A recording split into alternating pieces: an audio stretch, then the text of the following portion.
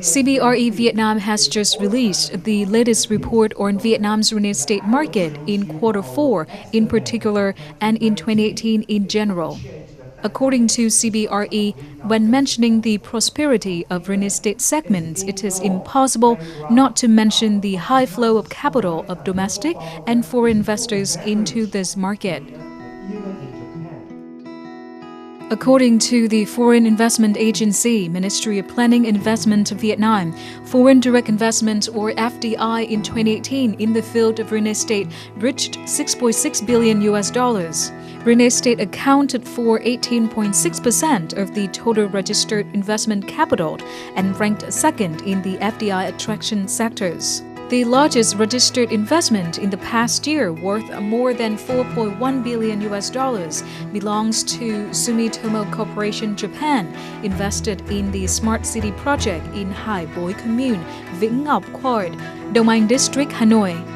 Apart from Hanoi, Ho Chi Minh City attracted the highest number of foreign investors with nearly $2 billion in the past year. Experts say that with this growth momentum, the real estate market will continue to attract foreign investment in 2019.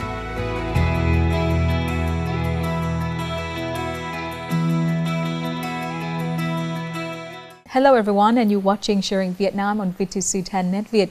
In today's program, we are going to find out more about the market outlook as well as the flow of capital into the real estate market of Vietnam in 2019. And please welcome the guest of today's talk show, Dr. Henry Chin. He is the head of research of CBRE Asia Pacific and also Europe, Middle East, and Africa. Thank you so much, Dr. Chin, for joining Sharing Vietnam today. So first of all, we'd like to listen to your comments on the impressive changes of the real estate market of the region, Asia Pacific, as well as Southeast Asia and also Vietnam in 2018. This is interesting. 2018 has been a great year for Asia Pacific real estate market, and the transaction flow continued to be very, very vibrant. We got 120 billions of all transactions across Asia Pacific's commercial real estate spaces. Huge capital still looking for rooms to find the asset to buy. I think Southeast Asia has not been a topic for investor for a number of years, but last year people start talking about Southeast Asia. And of course, start with Singapore. It's been one of the strongest performance market in the region. So a lot of capital go to Singapore, but more and more people are coming to Southeast Asia.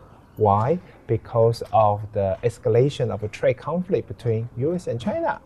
And Southeast Asia seems to be a natural hedge for a lot of occupiers and manufacturers as well as investors.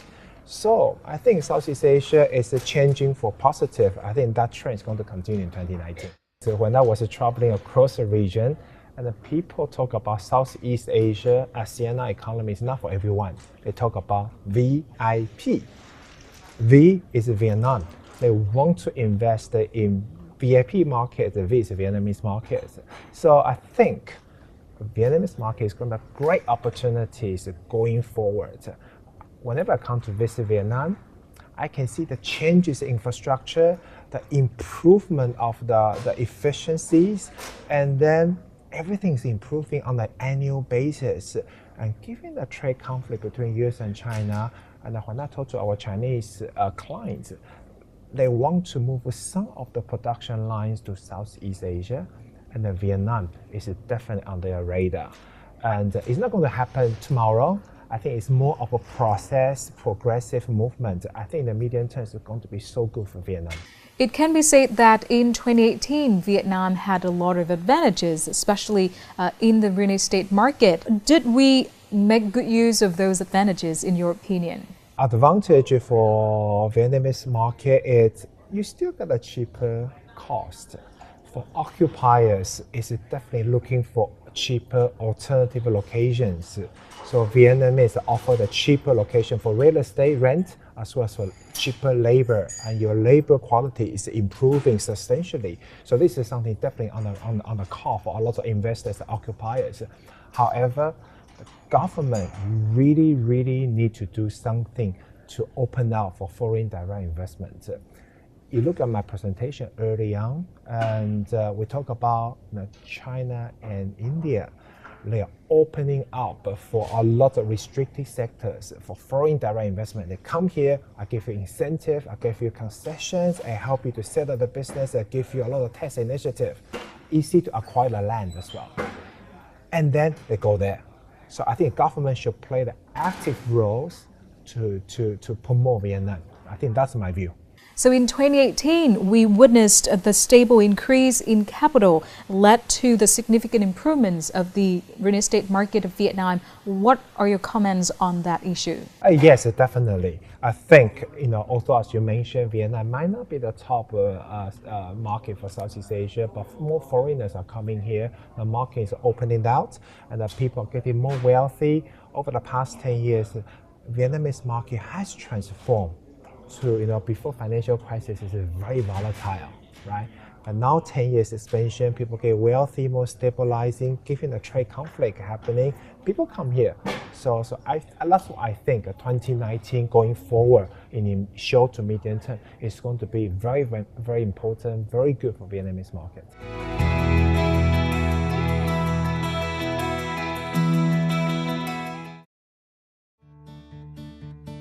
Apart from direct investment capital, foreign investors also poured money into the real estate market indirectly through big merge and acquisitions or M&A deals.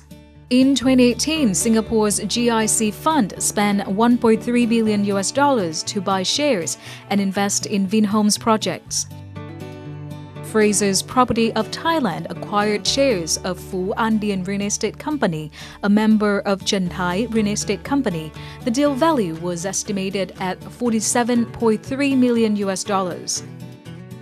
Another Singapore-based group, Capo Land, also bought 20% of Quoc Lộc Phát Joint Stock Company to implement the Metropole Thủ Thiêm project. In 2018, in order to tighten real estate credit, the State Bank of Vietnam issued Directive Number 4 on the policy of not considering or adjusting credit growth targets, except special cases. Strict control of credit on potential risk areas such as real estate, securities, BOT or BT. Strictly control consumers' credit, especially consumers' credit related to real estate. That is the reason why domestic enterprises had to mobilize capital from different sources, especially from foreign investors. This also shows that capital drawn into the real estate market is increasingly diversified, which is a good signal marking the gradual reduction of dependence on bank loans. Chúng ta cần phải thứ nhất là đa dạng hóa các định chế tài chính trong đầu tư bất động sản. Nên nghiên cứu để cho phép thành lập quỹ đầu tư tín thác bất động sản, rồi quỹ phát triển nhà. Thứ hai là cũng cần phải nghiên cứu để phát triển thị trường trái phiếu tốt hơn, để thông qua đó là các doanh nghiệp kinh doanh bất động sản có thể phát hành trái phiếu và huy động nguồn vốn trung dài hạn ở cái mức lãi suất hợp lý. Thì thứ ba là cũng cần phải tiếp tục minh bạch hóa thị trường bất động sản, đặc biệt liên quan đến thông tin thị trường, thông tin quy hoạch, thông tin các dự án để các nhà đầu tư người ta yên tâm khi người ta bỏ tiền vào. According to Ho Chi Minh City Real Estate Association, trade conflicts between a number of large countries and the trend of oil prices increase steadily will motivate foreign investors to come to Vietnam, the country with political and macroeconomic stability and an open business environment.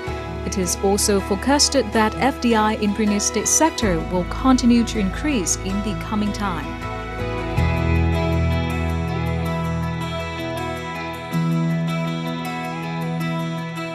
Also in the year 2018, we see high flow of capital from foreign investors into the real estate market of Vietnam, especially in the luxury segment. What do you have to say about this?